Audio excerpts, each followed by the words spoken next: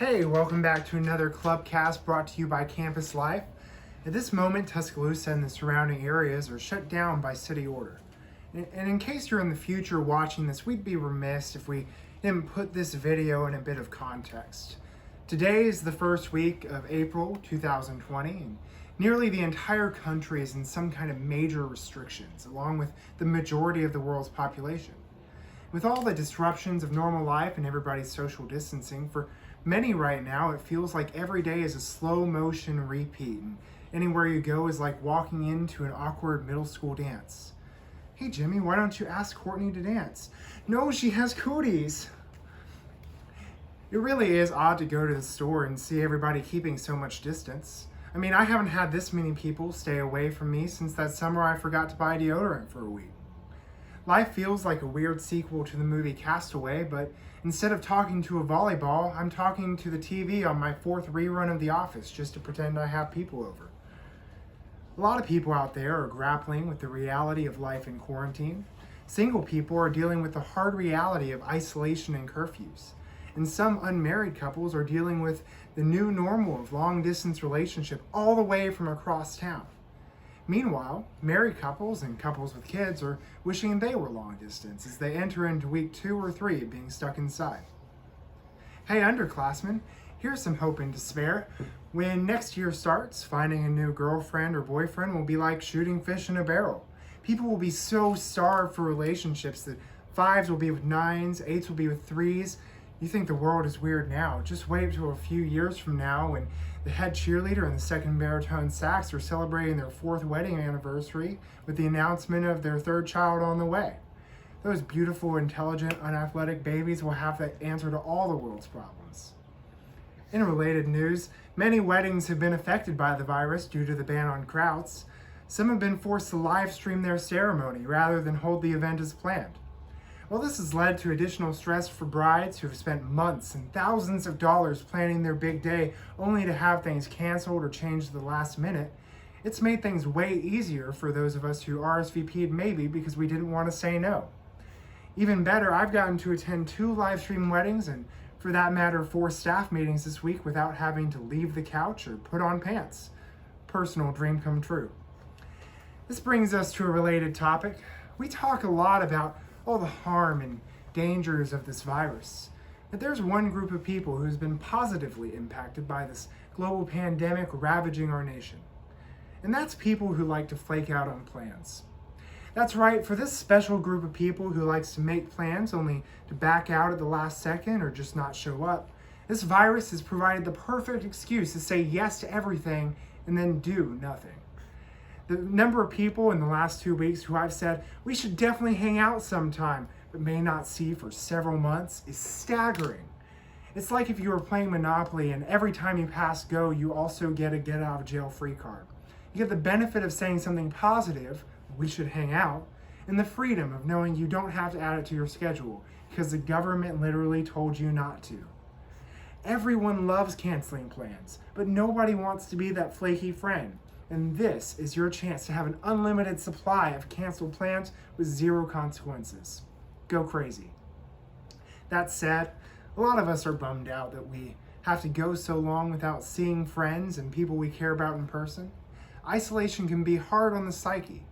So we caught up with one couple who has been particularly hard hit since they had only been able to communicate through letter writing during this pandemic.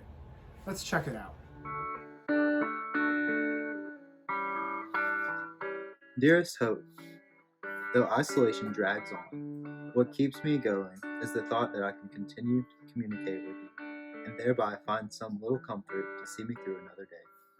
Yours truly, Garrett. Dear Garrett, LOL, same. From Hope.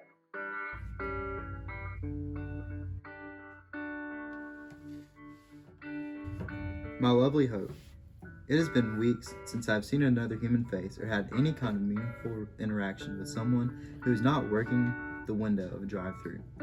I would greatly appreciate if you could reciprocate my messages with a higher word count, possibly even a paragraph or 2. Continually yours, Garrett. Dear Garrett, K. From Hope.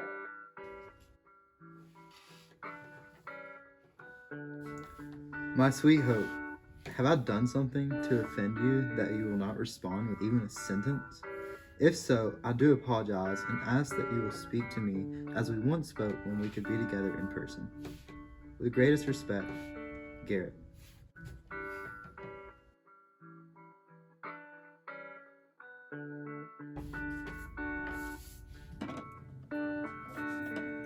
Dearest Hope, though that meme was humorous, I do wonder if it was intended to avoid the subject with which I implore you. Please do respond and let me know why I have yet to meaningfully hear from you. Desperately, Garrett. Dear Garrett, sorry, I was out with some friends. What's up? Hope.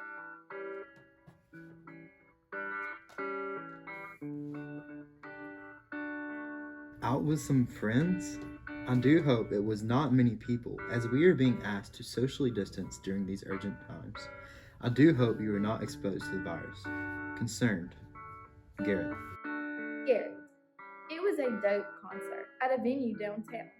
They only let the first 100 people in. Standing room only. So fun. Hope.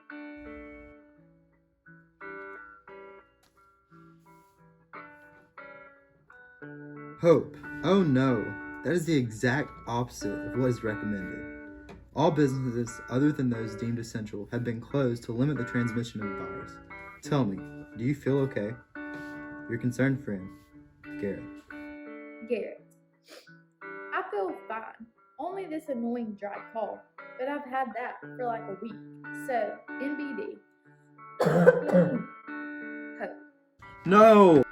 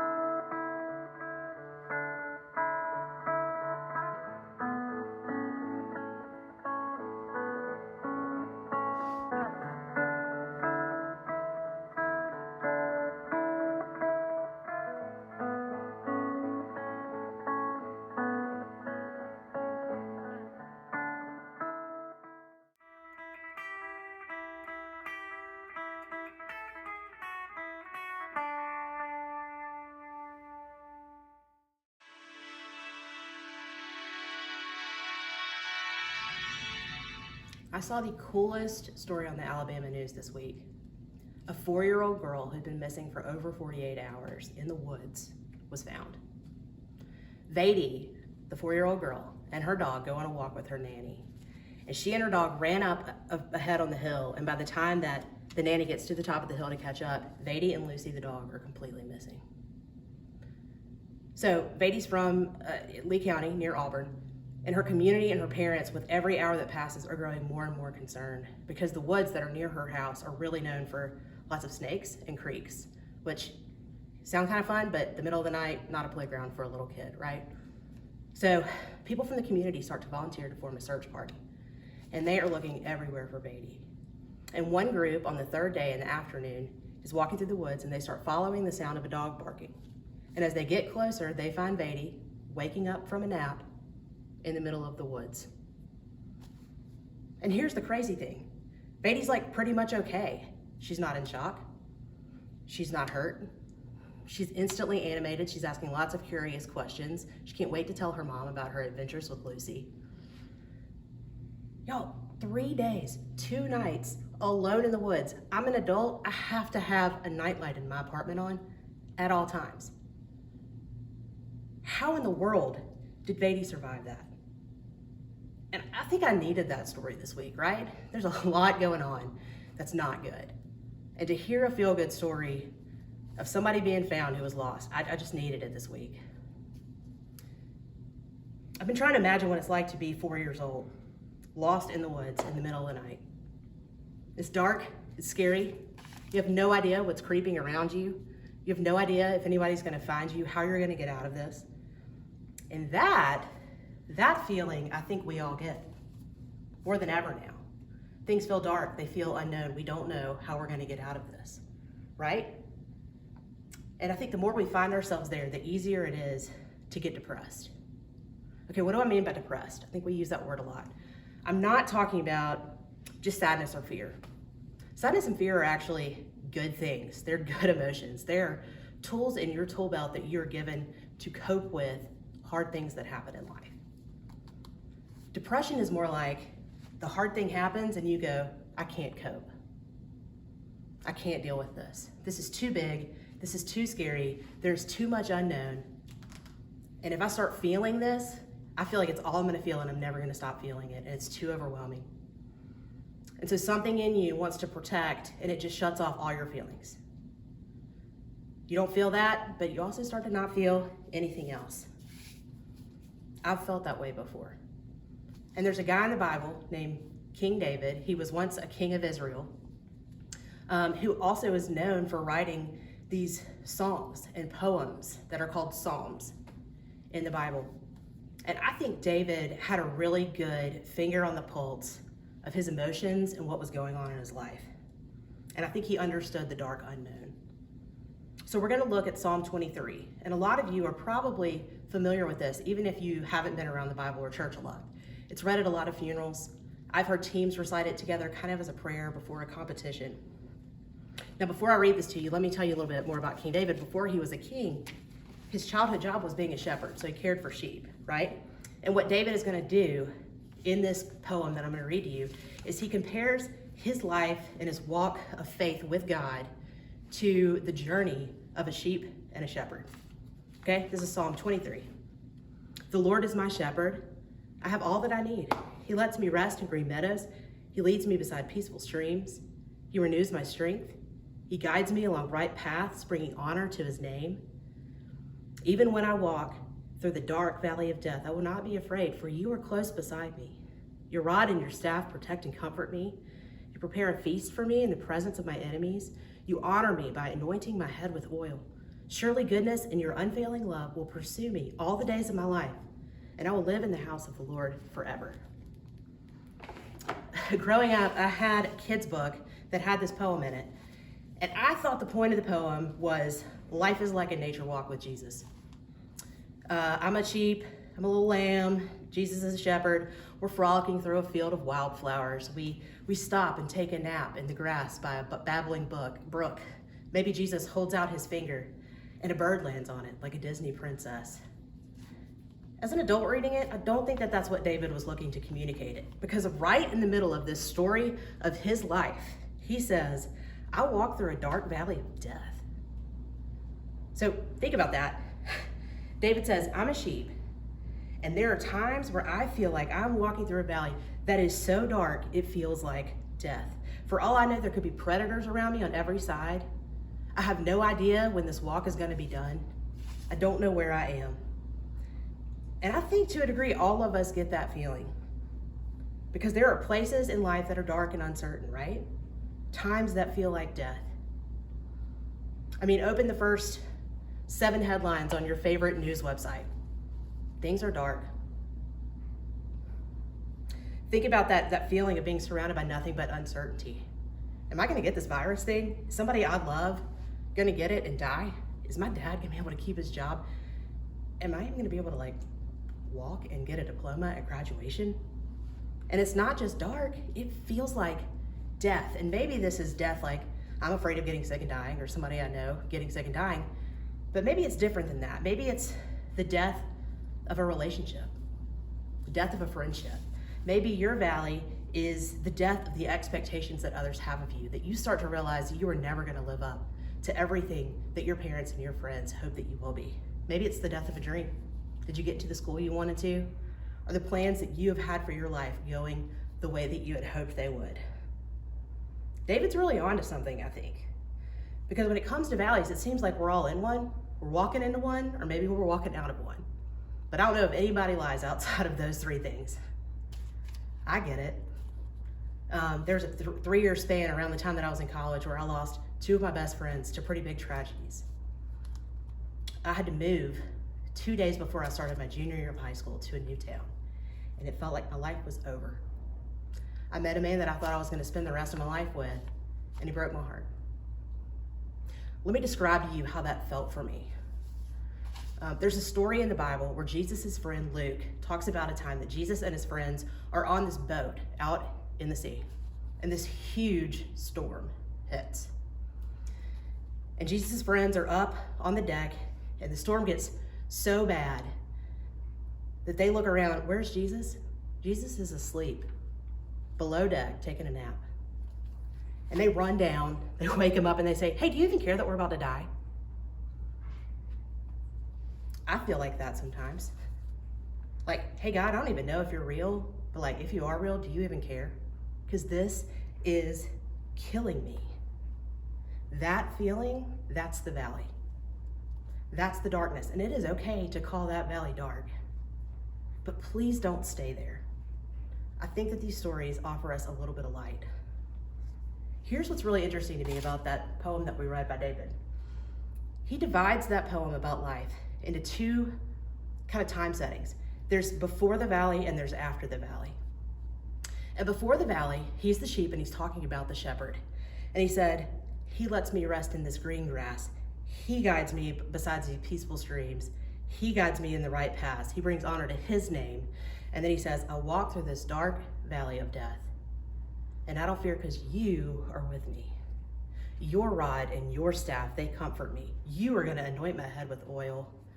You honor me. He stops talking about the shepherd and he starts talking to him. And it seems like there's something about the valley in life where David looks back and he sees the hard times. And it was like God was nearer to him in those moments than any other time. And it's become personal and it's become intimate. It's not he, it is you. Why am I not afraid of this dark valley? Because you are close beside me. What was it? What made the difference? It was the presence of the shepherd. Can that be right? Is that true? Do you know why I think those searchers found Beatty and she was okay? I don't think it's because she had watched lots of episodes of Survivor and knew how to wing it. It's because every second that Beatty was gone, her dog Lucy was by her side. She was never alone. She was never alone in the darkness. She was never alone in the woods. So maybe there's something to this, and I want to come back to the story about Jesus and his friends. So where were we? They run downstairs. Jesus, do you even care that we're about to die? First of all, I hate being woken up suddenly, and I'm always grumpy. So I would be like, are you kidding me? The whole reason I'm on this boat, the whole reason I'm on this earth is because I care. Jesus is cool. He doesn't comment to them. He goes up deck, he speaks to the storm and says, peace, be still. And it's like, Luke says it was like it had never happened. No storm, the sea is glass. And then he said he turned around to his friends and he said, where's your faith?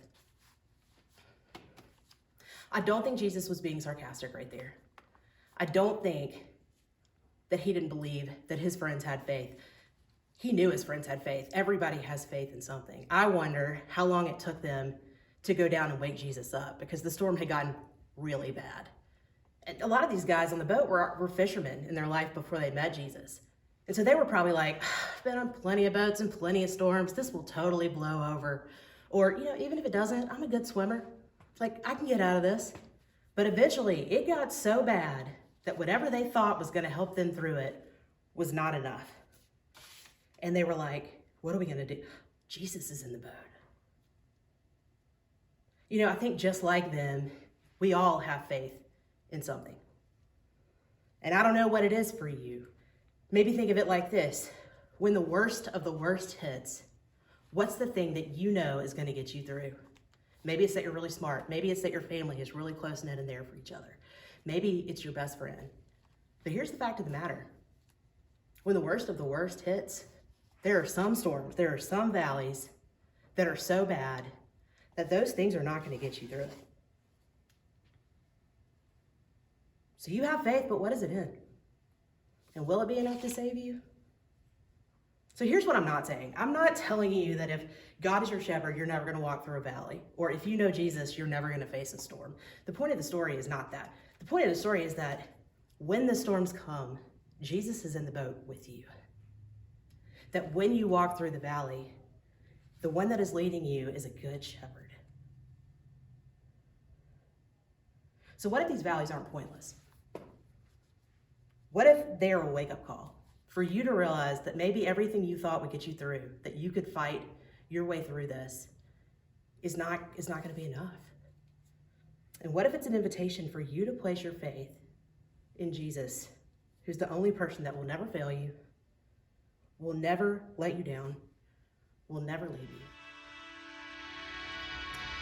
We hope you guys enjoyed this and that it gave you something to think about. Before we send you off into your week, we just want to leave you with a question to reflect on, and then we'll get out of here. And today, that's what things am I trusting in to get me through this? And with that, we hope you guys have an awesome week. Stay safe. See you next time.